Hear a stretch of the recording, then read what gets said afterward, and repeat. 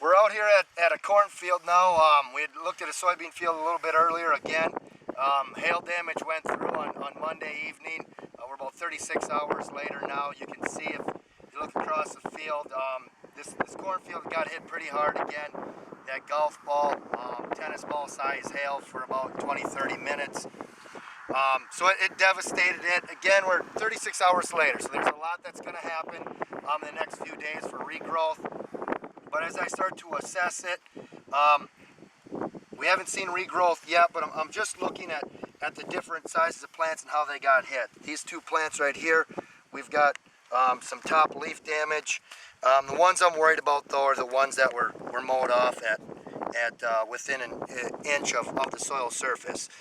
So this, prior to the hail damage, we had V5, V6 plants, and as we remember that the growth and development of that corn plant, that's about when the growing point is right at that soil surface. So as we split these corn plants apart, you can start to see the growing point is right there.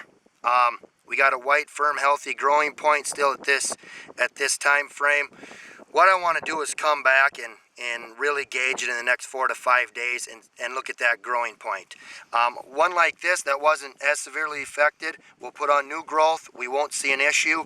But plants such as this, where it's been cut off within inch of the soil surface, what's created now, or what can happen, is we'll get bacteria, soil-borne bacteria that can get down in that growing point through this damaged leaf tissue and can potentially kill that growing point, turn it a brown, mushy color, very watery, and then that'll probably be a dead plant.